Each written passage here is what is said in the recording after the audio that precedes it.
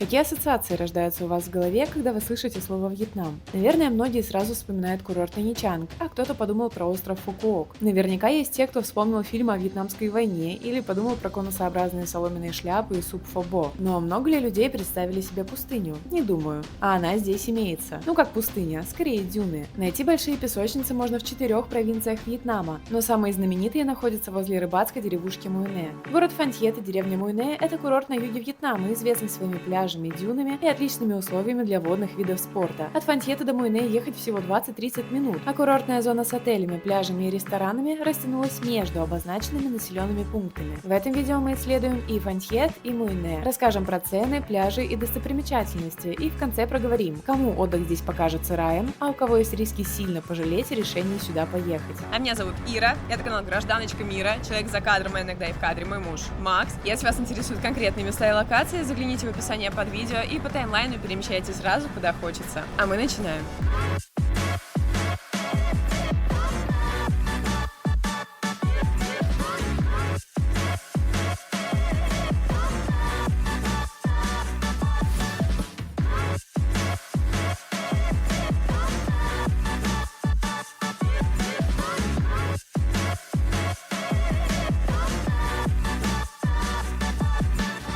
Наше путешествие стартует в городе Фантьет, куда мы приехали из Хошимина на комфортном слипер-басе всего лишь часа за 3. Мы покупали билеты онлайн примерно за $10 с человека, но вообще-то на автобус можно найти билеты и куда дешевле. Трансфер из аэропорта Хошимина до Муйне на автомобиле будет стоить примерно $65-70. Мы же решили пожить и в Фантьете, и в Муйне, дабы поподробнее их рассмотреть. В самом Фантьете почти нет каких-то интересных курортных отелей, достопримечательностей, туристической инфраструктуры. Здесь даже скутер снять – это целый квест. Вообще говорят, что в Дананге дорого, но мы тут интересовались стоимостью жилья на долгосрок, то есть помесячно. И спрашивали мы конкретно у местных, как делали это в Дананге. И то, что в Дананге сдают миллионов за 8, здесь пытаются сдать за 12. В Муйне, возможно, будет подешевле. Фантьет удобен тем, что все-таки это город. Здесь есть торговый центр Лотте. Здесь вы можете купить сим-карту в офисе Вьеттел. И для Вьетнама отдельное удовольствие. Это город с маленьким, низким трафиком. Ну вот, я иду вдоль дороги, я даже могу записывать видео. Понимаете, настолько мало людей здесь ездят. Широкие дороги, хороший асфальт и мало людей. Это, конечно... А еще смотрите, по какому тротуару я гуляю. Видимо, они все-таки готовятся сделать из этого города какую-то прям курортную изюминку этого побережья, но пока еще все в каком-то процессе, много что строится, но народу особо нет. Сперва мы поселились в районе порта, чего я вам делать настоятельно не советую. Я почему-то думала, что это все еще город, а это уже прям окраина. До цивилизации топать минут 15-20, а до центра так все 40. Но для такого маленького городка это действительно много. Сейчас мы переехали ближе к центру города, в абсолютно новейший строящийся район. Друзья, у нас интересная ситуация. Мы первые гости в отеле. Тут вообще еще никто не живет. У нас абсолютно новый номер. Мы будем первые спать здесь. И это прям, круто, потому что все новое, представьте. Вот такая красота. У нас 2 кровати. Не сказать, что номер маленький. Не сказать, что огромный, но вдвоем здесь как бы разъехаться, разойтись вообще очень даже можно.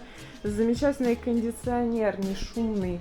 Вообще здорово, место есть для вещей. Дверь красивая в холл. Так, Максим Васильевич, смотрите, тут уже стоял, я заехала, когда беру вместе с мужиком. Здесь вот такая зона. И вот, пожалуйста, такое разделение с соседями, которых нет. Мы смотрели этот номер тоже, он примерно такой, только это нам показался попросторнее, что ли. Вот это вот наш район, как вы видите, тут еще все в каких-то стройках. Ну и что-то вот уже готовое, некоторые отельчики. Пока что не шумно. Так, да, Максим собрался тут уже на роликах кататься. Посмотрите, тут все свеже заасфальтированное. Вот здесь парк, вон там еще один парк, то есть есть где прогуляться. Обратите внимание, как смешно они строятся. У них раньше, опять же, это, кажется, связано с какими-то налогами на землю, что платилось по ширине, и я могу ошибаться. И, собственно, поэтому у них вот такие вот вытянутые участки у всех. И вот они строят, у них, как правило, бывают номера без окон, просто потому что одна стена глухая, нет смысла ставить окна, потому что будет еще один дом. Вот, и вы можете обратить внимание, что они все так построены. Во всех вьетнамских городах одна и та же странная система постройки домов. Пока мы не убежали есть, да расскажу про этот номер. 600 тысяч за него просили в сутки. Если честно, 600 тысяч это, конечно же, очень много, даже для нового отеля. Ну, давайте, для отеля такого уровня. Здесь нету бассейна, нету завтраков. То есть в целом за 600 тысяч можно найти что-то куда более интересное. Но так как нам удалось договориться на хорошую скидку, вот за эти деньги это вообще абсолютно приемлемый, хороший номер. Сколько у нас получается? 420 тысяч, по-моему, в сутки. Хочется сказать, что в Фонтьете какое-то переоцененное жилье, и мы не поняли, с чем это связано. Цены, как в Хошимине, качество существенно Хошимину уступает.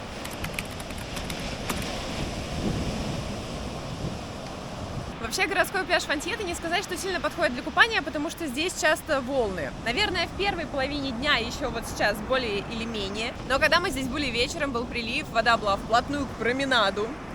И волны такие были, знаете, хорошие. Ну, возможно, была просто непогода. Мы приходили вечером дважды, и вот в один из вечеров мы заприметили, как местные здесь купаются вот в этих огромных волнах. Мы бы не полезли. Ну ладно, я бы не полезла, Максим может быть. Но, тем не менее, купаются, но только местные и в небольших количествах. Зато здесь есть длиннющий променад. И, собственно, можно гулять с замечательным видом на Южно-Китайское морешко. Сейчас хорошая погода, как видите, ветра нет, но по песку вы можете понять, насколько высокие тут бывают волны и ветер, потому что все это, конечно же, задувается просто с пляжа. Друзья, мы зашли в обычную локальную кафешечку. И поскольку здесь не было супов, которые мы хотели бы поесть, ну, самых банальных, мы заказали вот эти вот две позиции за 30 и 35. Сейчас посмотрим, что нам принесут. А еще в таких кафе, как правило, есть чаечек, который вы можете беспрепятственно себе наливать, сколько вам влезет. В основном зеленый чай, он такой прохладный, холодный, где-то даже со льдом. И нам принесли нашу еду. Чашка зелени неизменно. Суп, лапша с огромным куском мяса. Ну, без шуток, это прям большой кусок мяса. У Макса несколько кусков, и один из них с косточками, да?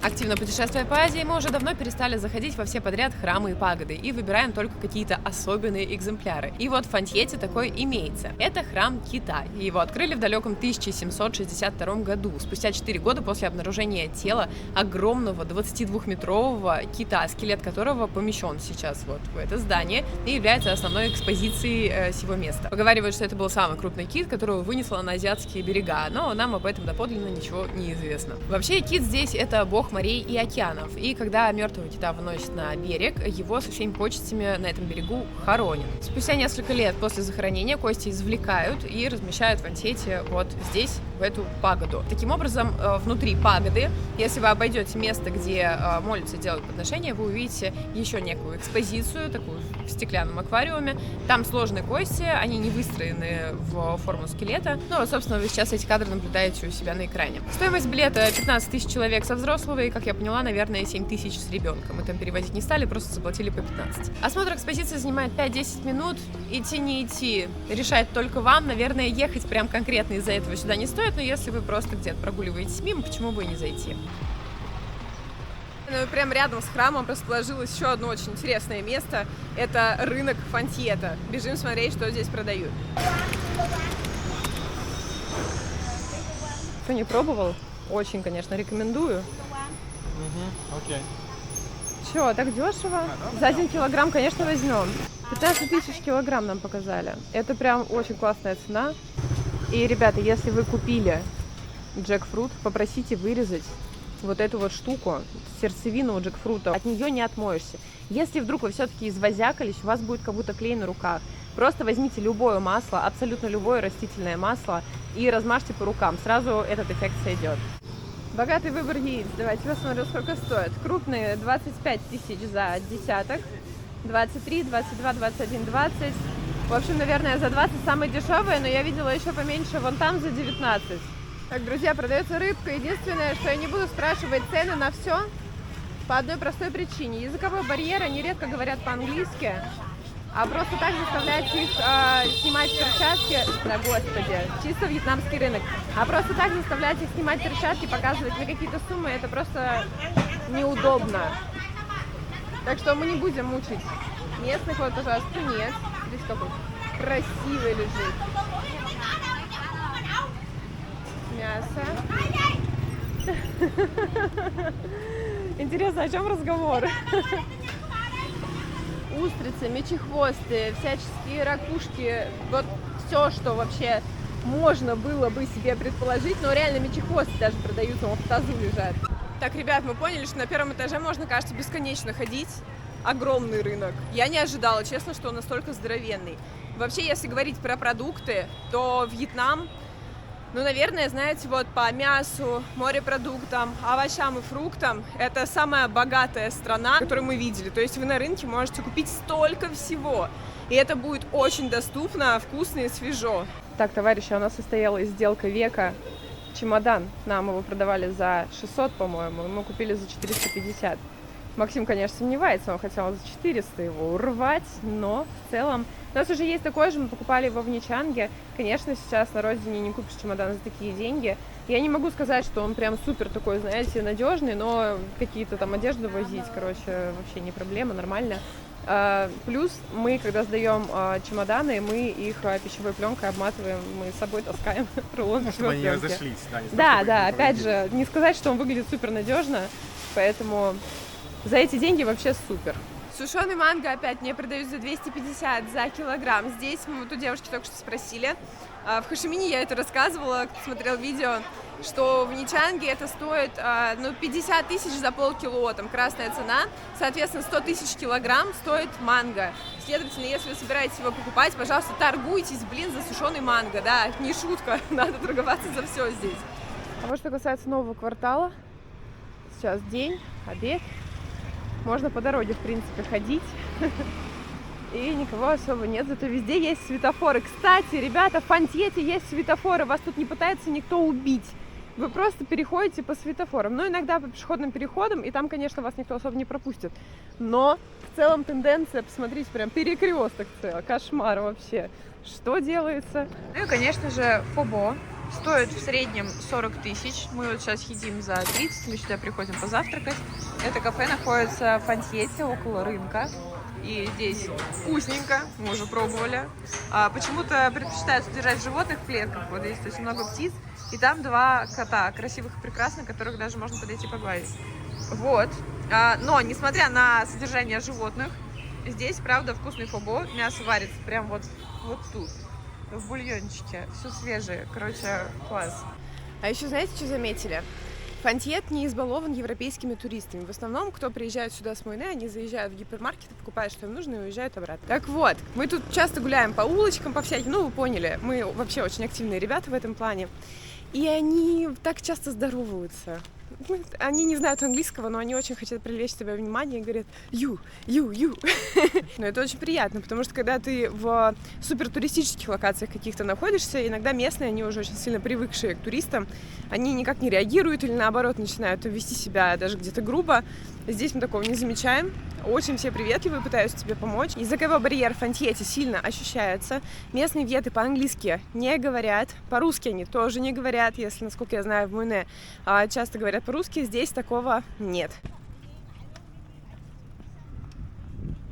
Товарищи, но не все же по лапшичкам ходить, мы решили заценить еще и местный буфет. Последний буфет, в котором мы были во Вьетнаме, он был в Ничанге, это был Далат буфет, нам очень понравилось там. Стоило удовольствие, по-моему, что-то типа 270 тысяч за человека, и здесь в буфете это стоит ровно столько же. Так, друзья, нам объяснили, что, значит, есть основное меню, это 269 тысяч, все включено, можно пить даже вот тут какое-то Сайгон пиво, по-моему. Но мы не знаем, нас интересуют софт-дринкс, они тоже включены. Здесь, значит, есть VIP-пакет, он стоит подороже, сюда включен. Мы что-то посмотрели, какой-то краб, что-то вот еще там, ну, по одной порции. И какое-то дорогое пиво. Вот, ну, собственно, нам не нужно дорогое пиво, мы обойдемся без краба, нас вполне устраивает этот вариант. Проходим.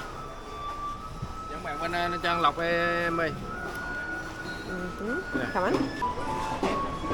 Okay. Нам принесли меню, и оно на вьетнамском. Наша задача отметить позиции, которые нам нужны. Здесь у нас есть Google Translator. и мы надеемся, что он справится. Принесли наш заказ. Я так понимаю, это можно будет попросить, если что, обновить. Плюс мы можем пользоваться благами шведского стола, как мы поступили. Максим, конечно же, взял. Что еще может взять ребенок, да, со стола? Первые 40 лет жизни мальчика самые сложные, поэтому Максим взял картошку фри. К устрицам, да, мясу, гребешкам. Гарнир должен быть, одобряю. Что? Устрицы мы уже так будем? Мы их будем запекать. Запекать будем? Ну да, жарить. Устрицы с ними что только не делают, Макс. Это мы с тобой только дураки так едим. Стол там немножечко заполняется, туда подносят еще всяких ракушек, и вот Вьета их разбирают. Я думаю, если у нас останется место в нас, а оно останется, я вас уверяю, мы сходим попозже, возьмем ракушек. Но пока вообще стол там такой в процессе наполнения. Вот этого всего там на столе нет. То есть я так понимаю, что это только по запросу обновляют. А мы начинаем потихонечку пробовать. Ну и вообще это получается вкусно. Вот кусочек мяса мы уже попробовали, съели. Лягушечка, все как-то нормально жарится, пока не пригорает. Ну, еще у нас повар просто шарит. Если бы делала я, скорее всего, пригорела бы. Ребята, я была неосторожна и заказала горшочек с морепродуктами, не зная, что это. Оказывается, это хот-pot, и они вот приносят как раз немножечко морепродуктов вот эти. И я не знаю, мы этот суп ни за что на свете не съедим, конечно же. Там внутри уже есть бульон, но уже поставила кипятить. И это было, клянусь, случайностью. Может отменить? Ребята, слава богу, сотрудница увидела наш растерянный вид и помогает нам готовить. Она просто дождалась, что оно закипит, закинула сначала морепродукты, потом закинула всю зелень. Ну и, собственно, вот лапшу надо будет уже разложить по чашечкам и туда налить наш чудо-суп. Капец. Там полная вообще вот эта чашка этого супа. Блин. Будем сидеть, значит. Как дома в детстве, пока не доешь, из стола не выйдешь. Скатерть-самобранка не переставала работать. Мы заказали тут что-то, вот называлось типа тушеным кабаном, и это невкусно. Невкусно же? Не, вкусно, но тут когда что-то всего, то... Да, можно не брать, можно пропустить. Хот-pot. Значит, нам помогли все это сварить. Она на самом деле просто закинула, подождала и сказала: все, можете есть. Прекрасное место, нам все нравится, сервис супер. Мы точно знаем, что мы по-любому оставим чаевых. Смотрите, как богато сидят. Полные столы. Мы не одни такие жадюги. Но мы, видите, мы порционно мы не знали просто, что хот-pot такой объемный. Сказать, что мы обожрались, это просто ничего не сказать. Нам очень зашло, и я прям могу рекомендовать вам сюда сходить. Что, товарищи, никто не отравился, чудно себя ощущаем после вчерашнего похода в буфет. Сели на такси, едем в Муйне. Такси от Фонтета до Муйне Граб стоил 338 тысяч донгов, такси Максим 158 тысяч донгов. Так что мы решили все-таки поехать на втором. Ну вот мы приехали, и первое впечатление — это куча разноцветных уазиков. Прям уазиков, серьезно. Ну и, соответственно, полуголые туристы, которых в Фонтете-то нет, а здесь пляжный курорт. И вроде ехать 10 минут, а уже другой мир. Прикольно. Итак, друзья, небольшой рум-тур для самостоятельных путешественников, скорее всего, потому что я думаю, что ребят, которые едут сюда по пакету, они будут жить в каком-то более богаческом, красивом отеле. У нас довольно все просто. Из требований — это рабочее место, поблизости спортзал и рынок.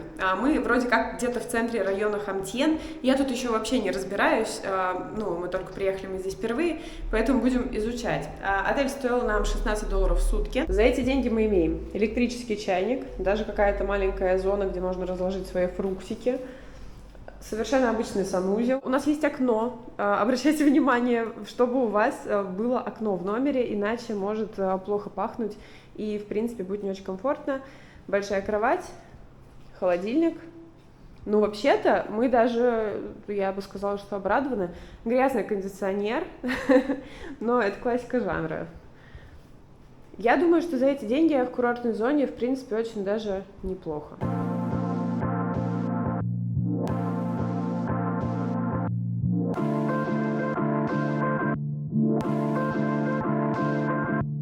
Перед тем, как отправиться на красивые дюны, давайте изучим карту курорта чуть подробнее, дабы прояснить, где что находится и в каком районе лучше селиться. Пойдем от деревни Муйне в сторону Фонтьета. Кто хорошо знает курорт, прошу, поправляйте или дополняйте мои слова в комментариях. От Муйне до Фонтьета через всю курортную зону ходят автобусы. Стоимость от 10 до 20 тысяч в зависимости от дальности поездки. Так что если вы не берете скутера, вам вовсе не обязательно постоянно заказывать такси. Итак, если вы будете искать жилье за Муйне вдоль дороги, идущей к дюнам, то имейте в виду, что инфраструктура там минимальная, потому и предложения по жилью такие выгодные. Ехать оттуда до центра курорта довольно далеко. На востоке деревни находятся пляжи Муйне и Малибу. Пляж Муйне мы проезжали мимо и лицезрели огромные волны и приличный ветер даже утром. Никто не купался. На Малибу заехали после обеда и там тоже не купались. При хорошей погоде был сильный ветер и волны. Ребятам с досками и парашютами раздолье, но для пляжного отдыха такое себе. Сама деревня — это в прямом смысле деревня. Не туристическая, а вполне себе рыбацкая. Марафет для туристов тут особо никто не наводил.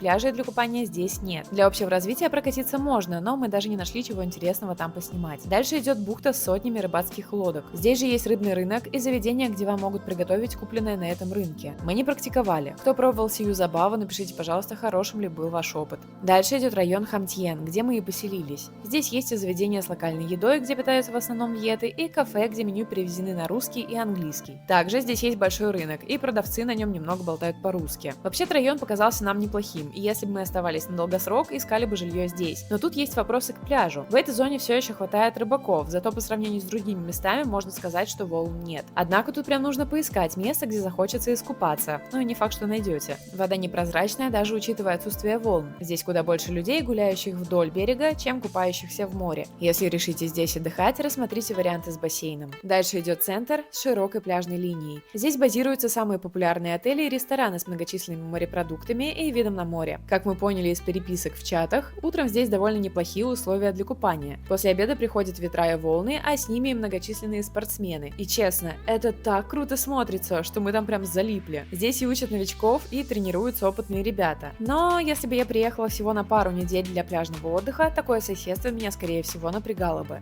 Кайтеры не в обиду, вы очень крутые и поделили мне навязчивую идею, возможно, однажды попробовать. Но я из тех, кто боится огрести доской в голову при попытке поплавать в море, поэтому споты для серфингистов и тем более кайтеров предпочитаю избегать. Несмотря на спортсменов, простых смертных на пляже тоже было немало. Атмосфера здесь классная, хоть и довольно ветрено. Дальше идет территория Sea Link. Она представляет собой комплекс из отелей, апартаментов, вилл, гольф-полей и своего пляжа. Если вы не живете в комплексе, на пляж можно пройти за очень даже подъемную сумму в 50 тысяч донгов. Вы получаете лежак, душ, туалет и пляж с волнами поменьше. Признаться, это единственное место, где мы решились искупаться. На самом деле мы не гнались за пляжным отдыхом, и нашей основной точкой притяжения были все же дюны. На пляж мы приехали всего на пару часов. На платной стороне за волнорезом было немало людей, и мы просто устроились на другой стороне в гордом одиночестве. Волны здесь не были высокими, а песок был чистым и приятным. Да, за пляжем навалено немного мусора после прилива, но это азиатская классика, и мы бы не обратили внимания, если бы не смотрели с воздуха. Конечно, последние две зоны дороже Хамтьена по всем параметрам. Искать вьетнамской аутентичности здесь бессмысленно, но за ней вполне можно прокатиться в сторону деревни. Еще ближе к Фонтьету расположено несколько резортов. В отзывах пишут про хороший ухоженный пляж, но удаленность от кафе и ресторанов. Без скутера здесь может быть неудобно. Опять же, кто жил в тех степях, расскажите, пожалуйста, имеется ли там хороший пляж, в который можно проникнуть, не проживая на территории резорта. К слову о скутерах. Это катастрофа. Стоят они здесь от 120 тысяч местных и от 200 у русскоговорящих дельцов. Причем русскоговорящие сдавали нам за 200 такое же убитое корыто, что локалы сдали за 120. Мы искали в субботу утром, обошли точки, кажется, вообще по всему курорту и не увидели ровным счетом ничего приличного. Найти здесь хороший скутер в сезон – задачка со звездочкой. Если такое увидите, берите сразу на несколько дней. Полицию мы здесь не встретили, но это совершенно не значит, что и вы не встретите. Для управления скутером требуется международное водительское удостоверение с категорией А. Ну а теперь идем гулять. Друзья, просто посмотрите на этот закат. Я, конечно, уверена, что камера вам не передаст и 50% этой красоты, но цвет просто фантастический. Мы пришли в первое попавшееся кафе, когда вышли обратно с берега. Ну и, собственно, что хочу сказать. Цены такие же, как в Фонтьете примерно. Ну вот, например, Фобо 40 тысяч, с морепродуктами 50 тысяч. Все подписано на русском языке, на английском дублируется и ниже на русском. Это вообще супер, причем перевод нормальный, ребят, я проверила, тут все совпадает. Ну и есть картинки, это, конечно, топ. Так что не переживайте за свой английский и тем более за свое незнание вьетнамского. в Муйне с этим проблем не будет. Цена та же, мясо поменьше, да, как будто бы? Ты не расстроен? После ломтей фантьетовских. Ну, посмотри, может, там внизу еще лежит. Что там внизу, малыш? Нет? Нет, конечно. Вот что есть. Не густо. Будем фантет есть, кушать. С морепродуктами. И, на мой взгляд, лучше, чем говяжья версия. Посмотрим. Так, креветки есть. Причем крупные. Не пожалели. Что-то типа кальмара с осьминожка. Кальмар. И митболы рыбные. Короче, в целом ничего. Ничего хорошего. Да нет, нормально, правда. Ну, короче, нам не очень нравится. Ну, бульон, он какой-то нехошный. Ну, у тебя такой, я так понимаю, тот же самый. У меня тот же бульон, просто другое наполнение. Но водянистый и безвкусный. Будем искать не туристические какие-то кафешки, а более локальные.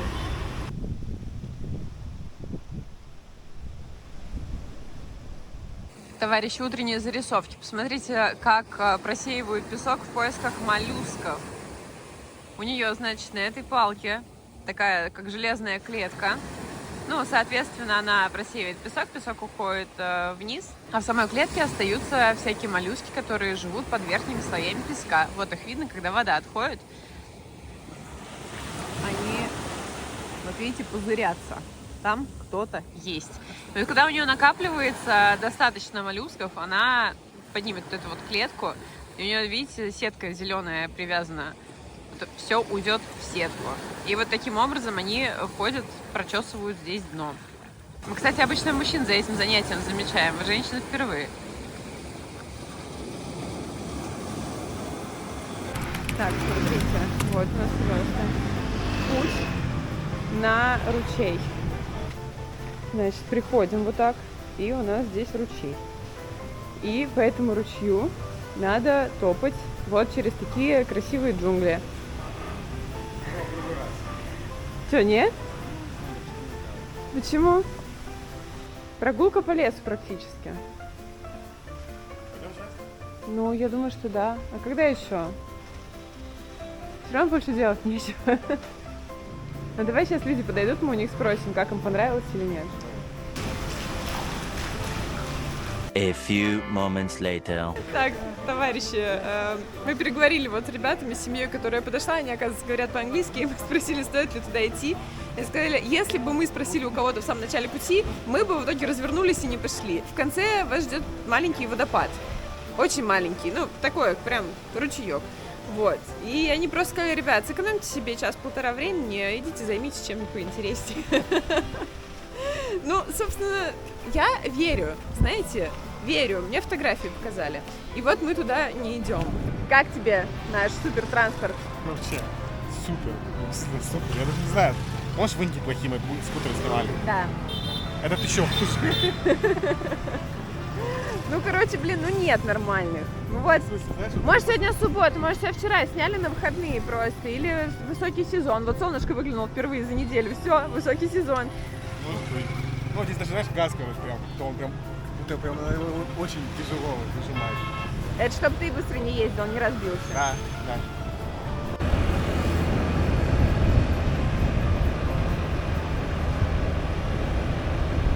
Приехали до Дюна, это, конечно, была немножечко жесть. Потому что ветер, оказывается, сильный в Муйне. Представьте, вот что сюда все едут кататься на своих досках. Сдувает вообще, блин, я думала, с меня шлем слетит. Я его придерживала периодически одной рукой. Сколько с нас просит? 10 тысяч за парковку? Сейчас я посмотрю, сколько билет стоит.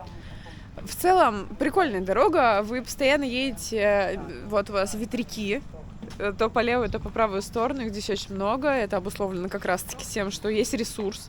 Есть. У меня вот, мне кажется, все очки в песке в каком-то. Мы ехали недолго, но просто из-за того, что ветер и много вот этой вот песчаной истории вокруг. Дышать даже моментами было тяжеловато, просто потому что такая, знаете, пылюка в воздухе. Вот. Но это недолго. Это надо просто немножечко перетерпеть и все. Господи, да как выбраться мне отсюда? Так, тикет стоит 15 тысяч взрослый, 7 тысяч детишка. Вы знаете, что самое забавное? Вот мы ехали, такие ветрища были на дороге, а приехали и ветра нет.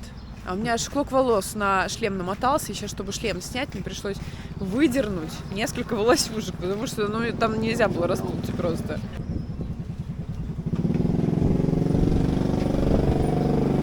Здесь такое симпатичное озеро. Какая-то вон зона с кафе. Ну, не знаю, по крайней мере, столики стоят. Есть какая-то маленькая пристань. Я думаю, что это фотозона. Как раз на фоне вот этих ветровых электростанций, озера.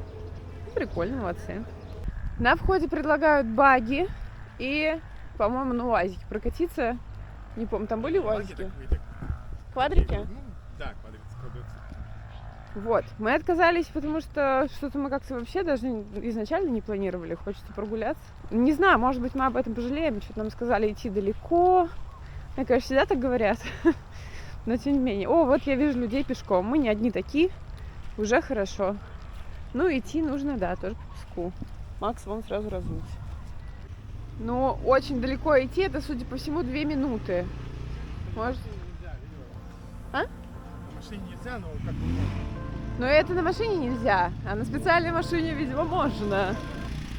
Да, вижу, и пешком гуляют, и очень много всяких джипов там катается. Но, друзья, идти в любом случае 2 минуты от входа. То есть, ну, прям никак недалеко.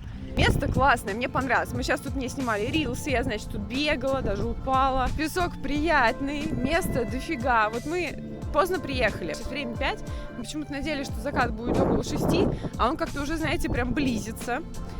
Но, тем не менее, тут не жарко абсолютно в это время. И это весьма приятно. Вы знаете, прям на полчасика бы пораньше, наверное, чтобы можно было больше нафоткаться, наснимать красиво тут всякого. Такая, знаете, пустыня. С пустыни вид на озеро. За озером эти ветряки стоят замечательные, огромные. Вообще класс. Вход ни о чем стоит. Добираться недолго. И вообще я считаю, что да, это прикольное место.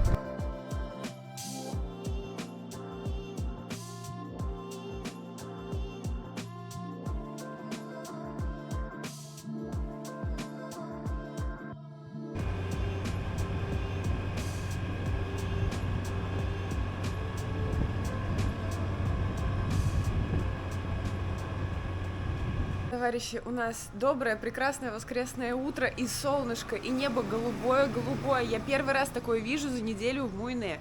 Да, мы уже неделю здесь, и мы просто в основном работали в номере, ходили в спортзал и позавтракать с видом на морюшко. Вот. Но я к чему это все? К тому, что солнце здесь жесткое, очень жесткое. Вообще везде в Азии, конечно же, но во Вьетнаме мы однажды сгорели так, что у Макса вот здесь вот, по-моему, это было в Ничанге, просто слазила кожа до костей. Так что, друзья мои, во-первых, мой вам совет, если вы едете в Азию, есть мазь, по-моему, называется метилоруцил. Стоит она 70, по-моему, рублей в данный момент. Я покупала еще за 50 1,5 года назад. Она очень хорошо помогает от ожогов. По нашим наблюдениям, намного лучше, чем пантенол и вот эти вот прочие дорогие штуки. Причем это было выяснено просто исключительно опытным путем. Помимо прочего, вот мы сейчас поедем на дюны. Это песок, ехать по солнцу, причем навстречу солнцу мы сейчас будем ехать. На лице SPF, очки обязательно, потому что шлемы здесь открытые. Маска. Да, вы заметите, что вьеты тоже ездят в масках. Во-первых, кстати, поможет сейчас от песка на дороге, а во-вторых, закроет вот это вот все. Ребята, лучше выглядеть нелепо один день, одну поездку, чем выглядеть нелепо всю следующую неделю, когда все это будет слазить, облазить ярко-пунцовым цветом. Это еще цветочки, как выглядит Макс. Перчатки, шляпа, маска, закрытый рашгард, под шортами штаны. Ну, просто потому что, опять же, мы знаем, чем это кончится, если так не одеться. Конечно. Прекрасно выглядишь. Да, нос лучше закрывай. Вот, вообще отлично. Мне кажется, тебя даже копы не должны тормозить, за местного будут принимать.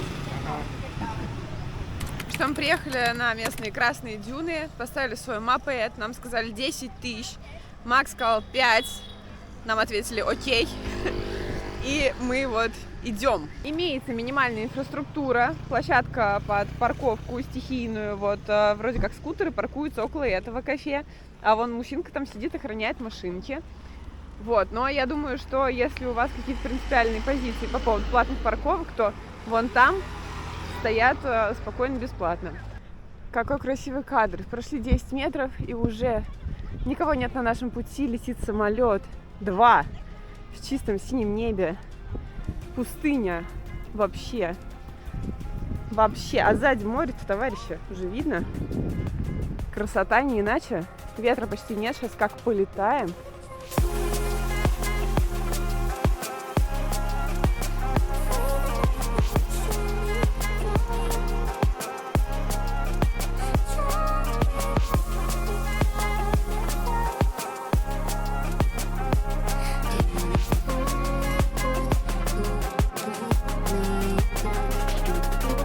Мы решили сегодня все-таки залезть на холмик, потому что вчера мы не успевали ни на какой холмик залезть.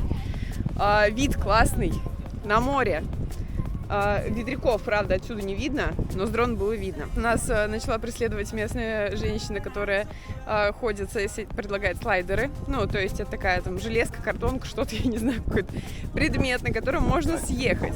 Но мы посмотрели, как они там съезжают. Я думаю, вы видели с дрона, да? Это не похоже на безудержное веселье. Что происходит? Надо набросать такого, да, песочку? Какого-то такого песочку. Другого песочку надо набросать. Так. Деньги-то отбивать надо? Ну, как-то надо. Это значит воск. Подожди, песочку набросали, потом ложимся. А зачем сверху песочек бросать, кто знает? Чтобы воск не прилипал к одежде. Ну, так тем более. Угу.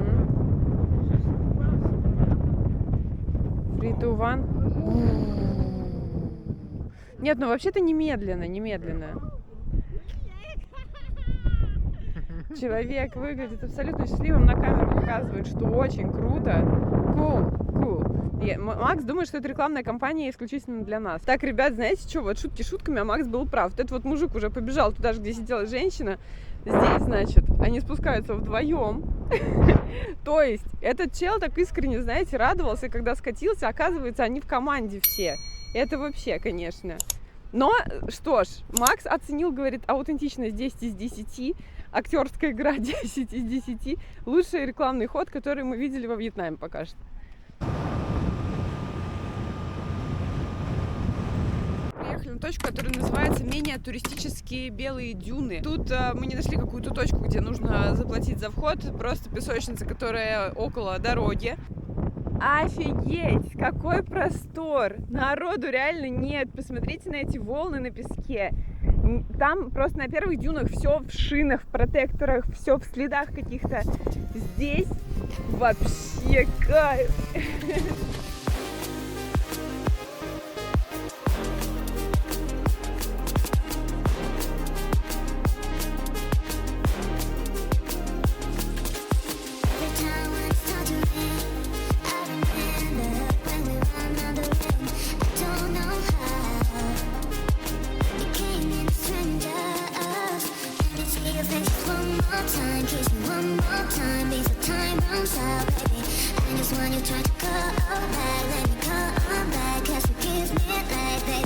Мое твердое убеждение в том, что вот именно за дюнами и пустыней надо ехать сюда. Тут прям действительно классная такая атмосфера. Очень красиво. Я даже удивлена. Я думала, мы сейчас приедем, разочаруемся, будет маленькая песочница какая-то. А здесь еще все масштабнее как-то, чем даже на тех дюнах кажется. Но я могу ошибаться. Мы вчера там очень мало времени провели. Но народу нет, джипов нет, вообще машин здесь нет. Супер. Так, друзья, у нас сегодня с вами новое блюдо. Обычно мы супы едим, а тут будут блинчики баньсео. Это локальная такая вот история тоже. Во Вьетнаме можно увидеть во всех абсолютно городах их жарят. Мы сейчас с вами будем пробовать, конечно. Вот, посмотрите, низкие стулья, пластиковая посуда, все как положено. Порция сколько стоит, Макс?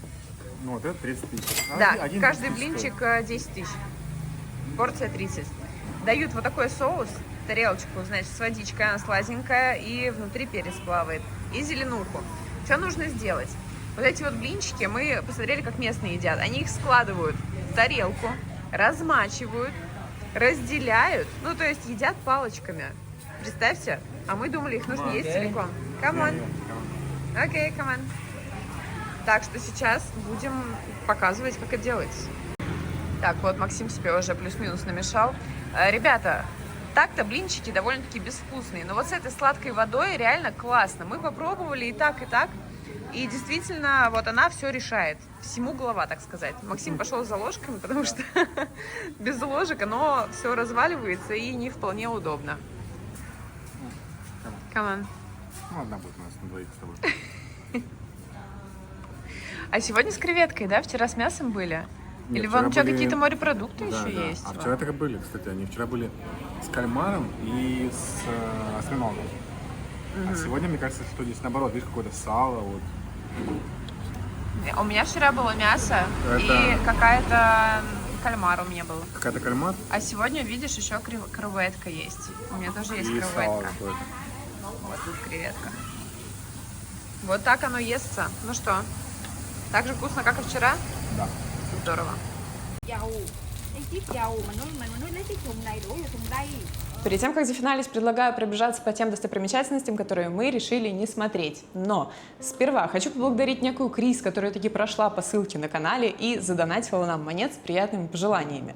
Я не говорю ничего о донатах, уже даже не помню, сколько выпусков, потому для меня это было супер приятной неожиданностью. Кристина, вы чудо. И вот еще важное объявление. 27 января 2023 года я выложила свое первое видео на YouTube, а значит, моей творческой деятельности уже целых 2 года. Я хочу сказать огромное спасибо за те теплые слова и поддержку, которые вы нам дарите на протяжении всего этого времени. На данный момент моей целью является не только красивая картинка, но и предоставление вам наиболее полной и подробной информации про те города и страны, куда мы ездим, чтобы помочь вам спланировать ваше идеальное путешествие. Дальше будет только лучше.